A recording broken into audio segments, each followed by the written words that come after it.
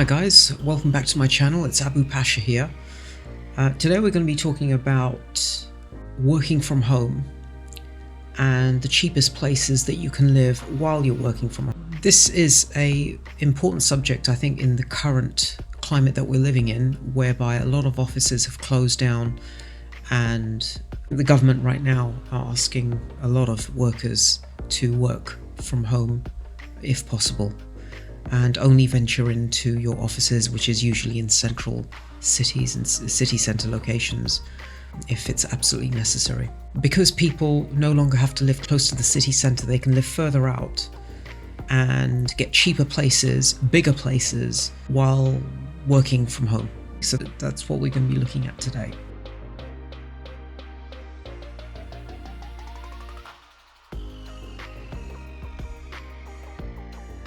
So the first thing I'm going to be showing you is a few statistics to show that working from home is becoming very common. So let's go to my screen. So the first thing we're going to be looking at is this study, which was performed by a couple of people from the University of Cardiff in Wales and the University of Southampton. Homeworking in the UK before and during the 2020 lockdown. Homeworking was on a gradual upward trajectory even before the lockdown. So in 2019 it tripled to 4.7%. In lockdown, basically office workers were told to work from home. The government instructed this. The proportion reporting that they work exclusively at home rose eightfold from 5.7% in January-February 2020 to 43.1% in April 2020. Depending on which study you look at, that percentage varies. There's another website that I've got here, which is finder.com. Again, link in the description. Working from home statistics 2020. It finds that at the height of lockdown, the adult population workforce working from home was actually 60%. This study also says is that a quarter of Brits plan to continue to work from home, either permanently or occasionally. So working from home seems to be a thing now. I found this graph here. It's on the BBC website, link in description, and you can see that working from home seems to be settling in at around 20%. 1/5 of people are now currently choosing or being forced to work from home. So in terms of personal finance, how does this relate? Well, if you are working from home and you are one of these 20%, then it makes sense to look into moving to a place that is cheaper. And now I've got some colleagues of mine already who are actually buying properties further away from London because they believe that working from home is going to be a thing that's going to happen now constantly. So what people are choosing to do is either buy or rent further outside London, so they can still work from home, but they'll be making savings.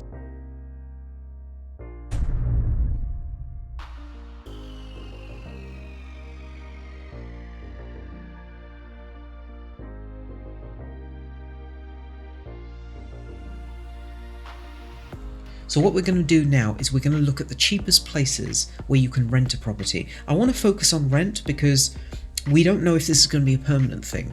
So this really does apply more to, I think, renters, people who can up and leave, they can give their notice to their landlord, they can move to a place further away from town centres, and then when their bosses ask them to return to the office, they can basically give notice and come back and move somewhere closer to the town centre.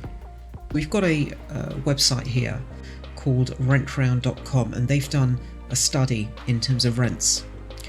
They've calculated that the following places that I'm going to be going over are basically the cheapest places to rent. And you can see that they've listed postcodes, and these postcodes are of the cheapest places that you can rent.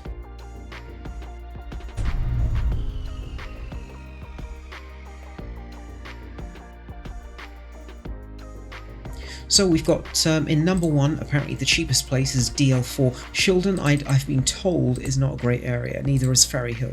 So DL4, DL17, apparently these are the cheapest places. As I said, Ferry Hill and Shildon, I'd probably avoid. Bishop Auckland, I happen to know, is actually a nice area. So I'd live there. So that's DL14, then we've got Wellington, DL15, BB11, BD21. This is actually moving south now. Keighley is moving south.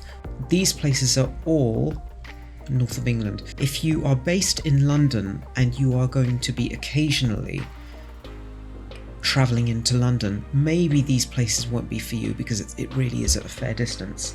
To give you an idea, to travel from Shildon, Ferryhill, Bishop Auckland, Willington to London, you're probably looking at about 4 hours. So a two-way trip is about 8 hours. BB11, that's slightly further, slightly south. And then you've got BD21, which is it's close to Bradford. So you are now moving south. And I'll show you a map later on. And then you've got Hull. Hull is actually a place that you could commute to and from London. So Hull is definitely an option. Bridlington, again, is commutable. Then we've got Hartlepool. Hartlepool, I'd avoid all these. TS24, 27, 26. I'd avoid them because I've heard that the area is not particularly good. Ashington, I think that's a decent area. NE63. DH9 is okay. DN1 is a weird one because this is going to be near the town centre here. And if you go further away from the town centre, roughly 1 mile to a place called, I think, Bentley, you've got some really nice houses, mansions, you've got very wealthy people living there.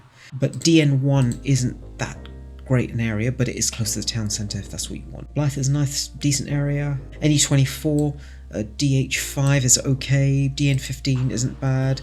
Bradford, BD7 is within commuting distance to London if that's what you want. Wales is Wales.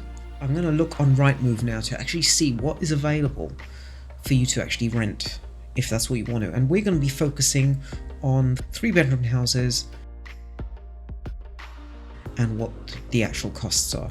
What we're going to do is we're now going to check on Rightmove for the actual live rental prices as of December 2020. And we're going to look at, I think we said Bishop Auckland.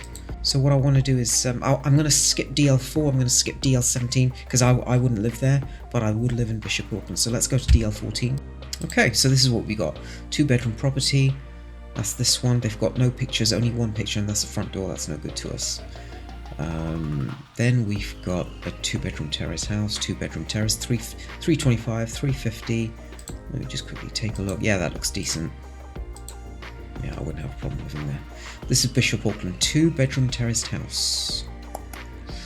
Right, and you've got another one, Bishop Auckland DL14, £350. Looks decent. Yeah, that looks fine. 350. Another one. Again, looks decent. End of terrace. This looks nice.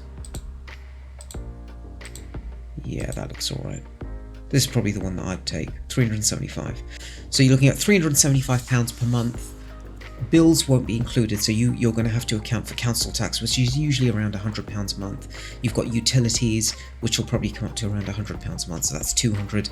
So basically, you're looking at £575 a month, right? And that's to live in Bishop Auckland.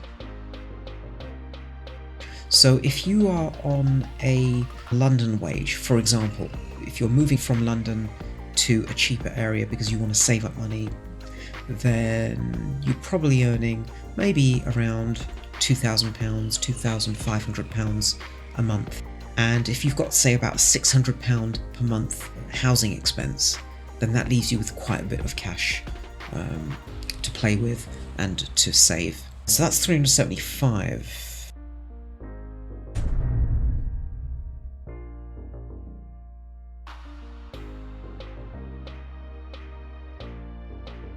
What I'm going to do now is on Rightmove, I'm going to actually expand the search and basically look for the absolute cheapest property I can find. So it's going to be a 2 or 3 bed terrace property or a semi-detached, and we'll see what we can find. Let's do this. Right, so now here we go. 225. This is in Ashington. I mean, it's not a great place, but if you absolutely need the cheapest place, I mean, this doesn't look great. Durham. This one's, so that's a 3-bedroom terrace house. Oh, okay, hang on, this looks alright. Right, okay, let me take a look at this. £275 per month. Let's take a look at the pictures. It's alright. Yeah. It's livable. It's not great, but this is alright. So that's in Durham, that's £275 per month. So again, you add roughly £225 for your bills, for your household bills, utilities, council tax, water, etc., electricity, gas, and that will take you to £500 per month.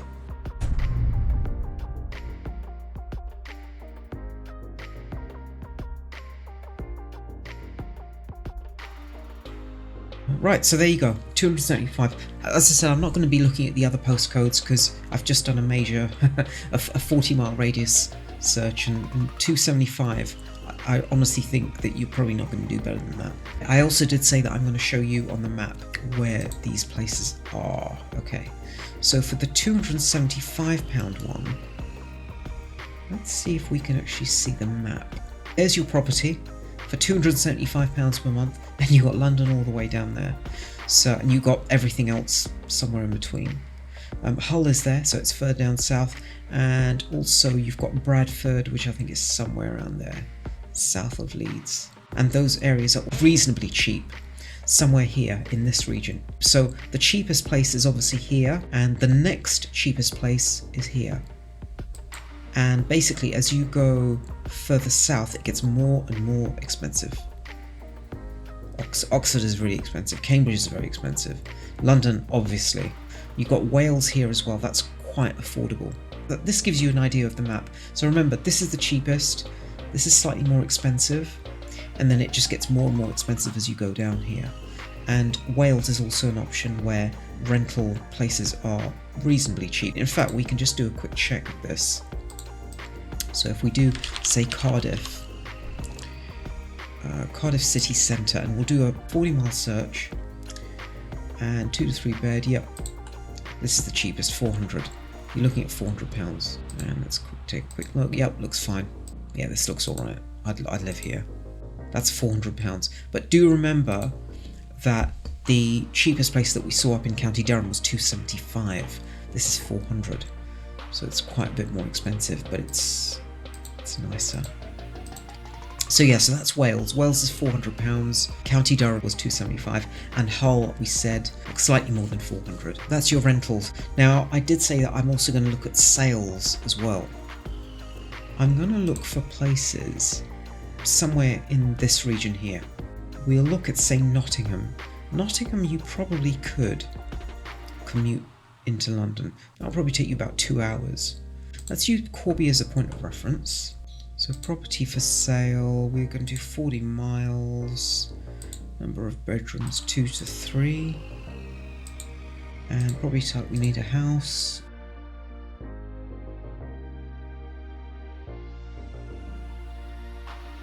Here we go, okay, this looks alright. So for £77,000, it's not a great place, but it's alright, you can do it up in your own time. And this is a 2-bedroomed mid-terrace. So let me show you on the map where this is. So it's 77,000 we said. And this should be in middle England. Right, so that's where the property is. That's where London is. So if you are on a London wage, and you'll notice I keep saying about the London wage, London usually pays the highest wages, so really ideally what you want to do is you want to work in London, but you want to live somewhere cheaper.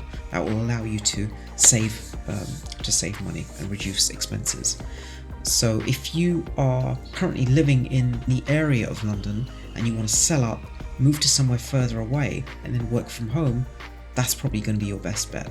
And if on the rare occasion you need to commute into London, that distance will probably take you about 2 hours, I would say.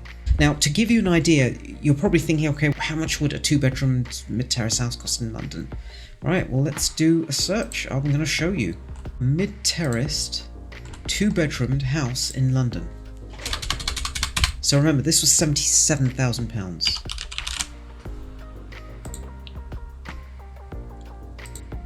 We can go, say, 5 miles.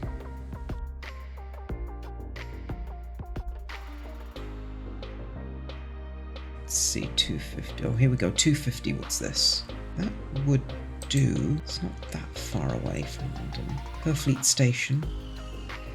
Yep, this is within London bounds, so let's keep panning out.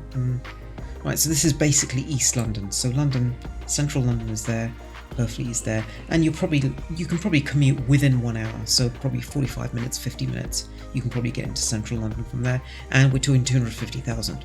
So the other property that we saw near Nottingham was basically Middle England, 2-hour commute. You were looking at 77,000, and this one is 250.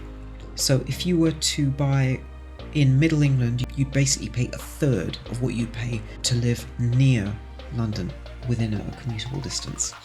So what I decided to do was create this table here, which actually lists the cheapest rentals for a 2 or 3 bed house, the cheapest purchase price for a 2 or 3 bed house, as well as the area. These are generally speaking the cheapest areas that I could find. For Purfleet and Nottingham, and also Wales, because they're within 2 hours of London, it makes sense to have an option to buy in one of these areas.